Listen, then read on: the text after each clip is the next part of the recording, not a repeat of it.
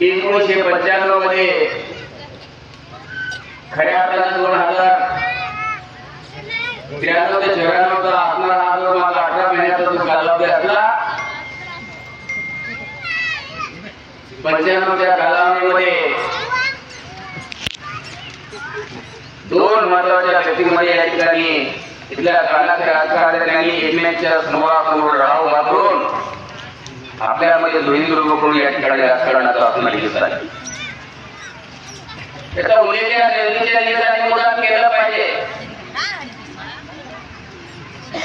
95 कालामध्ये खरं म्हणजे मी आमदारांचा माझं देखील काम काय केलं.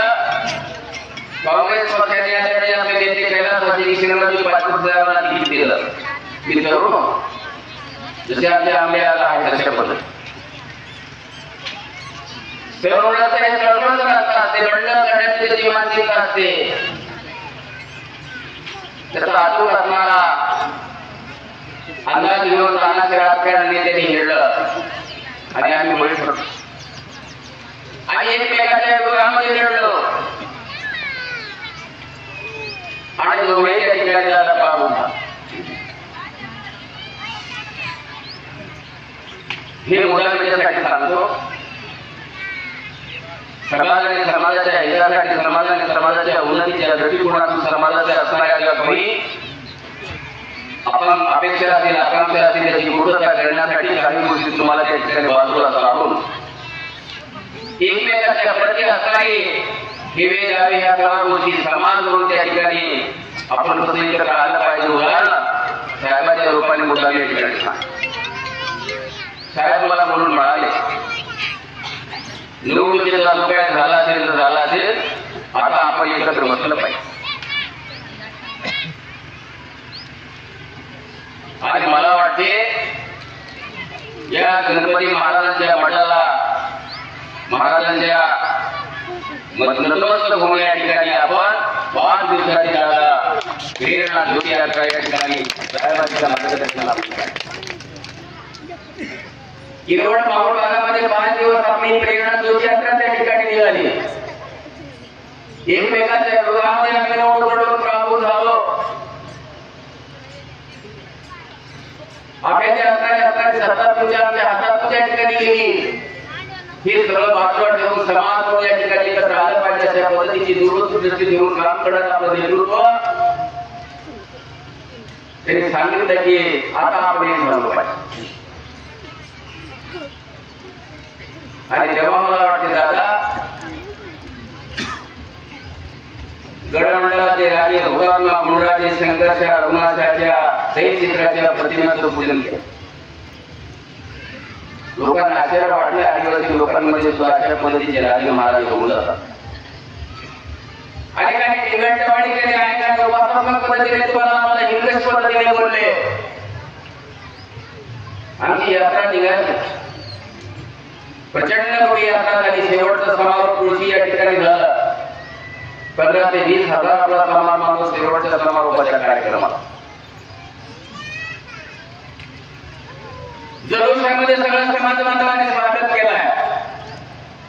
या भागामध्ये तुम्ही आम्ही वास्तवत असलेल्या 45 जमातीपैकी एक संघ अशा पद्धतीचं अभेद अशा पद्धतीचं असणारी ताकद आज सगळ्या त्या ठिकाणी कमीत एक प्रमाणामध्ये थोडं सोडलं कधी त्याला दूर करून त्या ठिकाणी वेगळं करण्याचं काम कोणाला करता आलं नाही.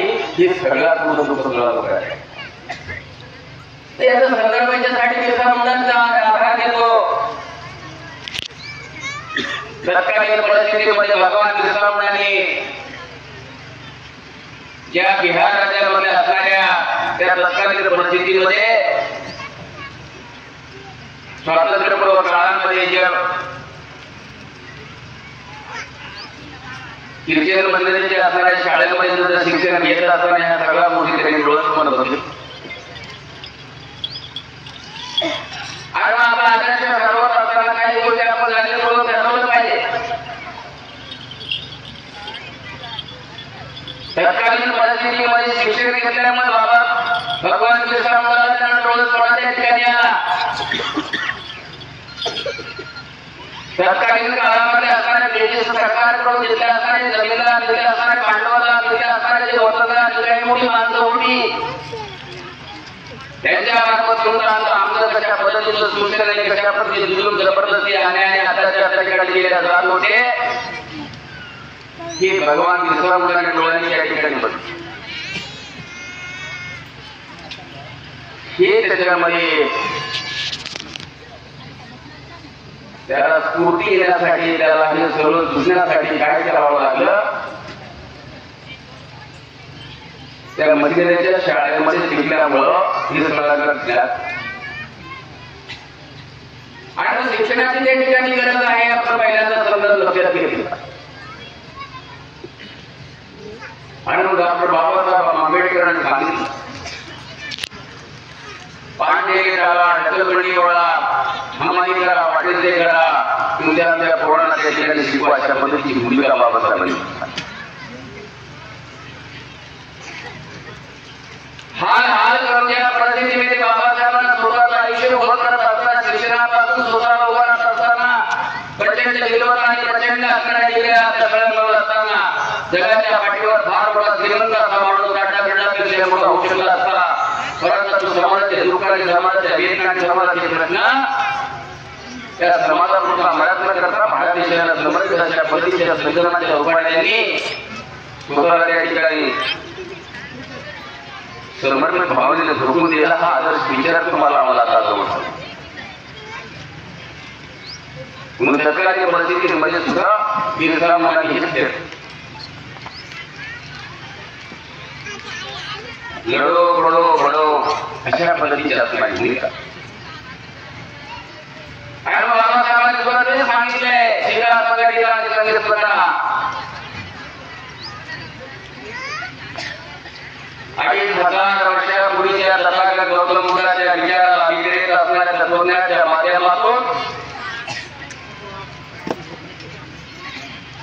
13-14 शतकाच्या असणाऱ्या सगळ्या महापुरुषांपासून छत्रपती शिवाजी महाराजांपासून शेवट असणाऱ्या इकडच्या बिरसाच्या विचारापर्यंत अण्णाभाऊ साठेच्या असणाऱ्या क्रांतीपर्यंत हा मागावा बाबासाहेब आंबेडकरांच्या ठिकाणी. आणि मला अभिमान या ठिकाणी याच्यासाठी सांगतो, ज्या महापुरुषाच्या विचाराच्या चळवळीमध्ये लहानाचा मोठा होत असताना हा माणूस, हा विचार बाबासाहेबांचा विचार, फुल्यांचा विचार, छत्रपती शिवाजी महाराजांचा विचार, बिरसांचा विचार आपल्या माझ्या आदिवासी माणसाच्या उशीमध्ये, घराच्या खुशीमध्ये, त्याच्या मनामध्ये पोचला पाहिजे अशा पद्धतीची भूमिका घेऊन आम्ही काम करत. जेव्हा आम्ही बिरसा ऐकला त्यावेळेस लोकांनी आमची टिंगड ठेवायची. इथं जन्मदाता तिथं बिरसाची जयंती होत नाही, पण किरवड भागामध्ये पहिल्यांदा किरवडमध्ये जेव्हा जयंती सुरू झाली, रेल्वे स्टेशनमध्ये 2 कर्मचारी झारखंडमध्ये होते.